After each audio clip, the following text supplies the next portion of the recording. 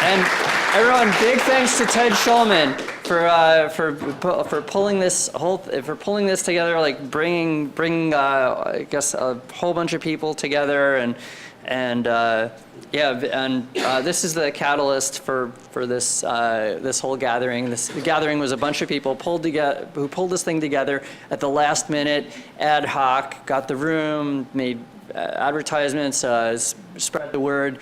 And and it is, I guess, a testament to the power of collaboration and, I guess, ad-libbing when there's a chance. So here, everyone, give. Why don't I just take 1 second, because thank you. And we had planned to introduce Reclaim as part of this presentation. We're running out of time, and we're not going to be really going into Reclaim and what Reclaim is. Well, why don't you talk about it right now? And I'm going to talk about it right now very quickly. This is the soft launch of Reclaim. Reclaim grew out of Occupy. A number of people here were involved with Occupy Tech Ops, Occupy Open Source, and Occupy Earth Summit. And through those groups, at the Earth Summit, we were involved with the United Nations Rio Plus 20 conference, which was held in June of 2012. This was a global conference. It was the 20th anniversary of the first Earth Summit, and we occupied it. New York OWS sent representatives down to Rio. Queen Mother Doris Blakely, who is the community mayor of Harlem, presented the United Nations with the open source imperative. So Reclaim, and a lot of what Reclaim is about, has grown out of the open source imperative. That was Occupy's document for sustainability, that if we're going to have a sustainable future, it has to be open sourced. If we're going to have an equitable future, it has to be open sourced. And it was an initial guiding document on how open source can be globally transformative. In the 2 years since Occupy, our group has continued to work together to try to bring together a lot of the voices and the key opinion makers and concepts that grew out of the movement. Reclaim is our attempt at bringing that together. And the formal launch of Reclaim is going to be this summer, the beginning of August, in alignment with the Two-Row Wampum Festival. Two-Row Wampum, and actually the timing is perfect now. Ted Hall, who is helping to co-produce that, if you come up and join me, and we only have 2 minutes because we're behind schedule, and this is Reclaim in 2 minutes. Right. Oh, cool. So I just backgrounded. We're up to right now. This is our soft launch, and just tell us very quickly about Two-Row, and then we hand it over and we get on with the show. Yeah. So can you guys hear me? That's for the live cast. All right. Well, this is for the live cast. Yeah. Sorry. So this Two-Row is the oldest treaty in this region. It's the reason why you and I are here. It would just be Algonquins, Haudenosaunee, Onondaga, the Six Nations, the Lenape.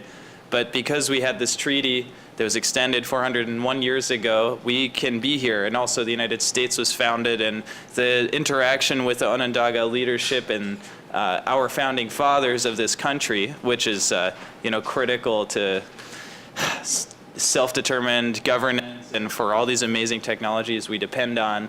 And we wouldn't be here without that union. And that we're continuing this anniversarial rowing from last year that happened between Troy, New York and New York City, or Albany and New York. And we're going to do it again to share these cross-cultural technologies of survival with Onondaga and Six Nations youth and our friends here, and to continue the education opportunities of multicultural collaboration that we need at this moment of this mass extinction event that we're witnessing in human history. So the respect between different cultures and sovereign nations, the Haudenosaunee are sovereign nations, is a sovereign confederacy that has its own passports. And for our country to advance, and for any country to advance, it requires a mutual respect of our sovereignty. And these are our neighbors, so this is one of the good ways that we can make sure our water is clean, our air is clean, and that our communication systems are just. So for a just network, it's very important to keep relations between different nations and cultures fair and awesome. Yeah.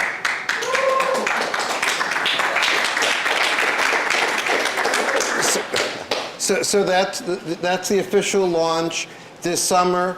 That's going to lead up to involvement again with the United Nations. Next March is going to be an event at the UN called Beijing Plus 20. And just like we were involved with Rio Plus 20, the 20th anniversary of the Earth Summit, next year is going to be the 20th anniversary of the first International Women's Conference at the UN.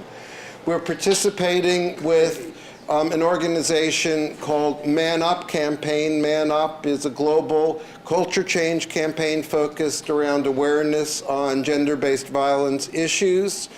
And our intent is to work with Man Up, with the Internet Society, and to once again bring the open source imperative with the Internet Society, the new Magna Carta, guaranteeing global internet rights for everyone, and other broader transformative programs that are being developed around RECLAIM.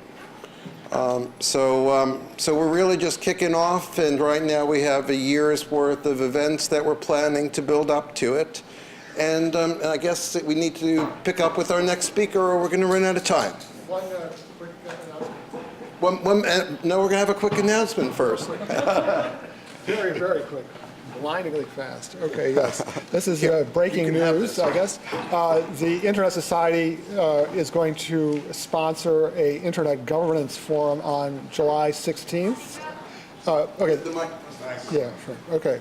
Right. The Internet Society, the global organization, is going to sponsor a Internet Governance Forum on July 16th in Washington, D.C. The exact location has not been picked yet, but they are looking to do have a satellite event here in New York City as well. So.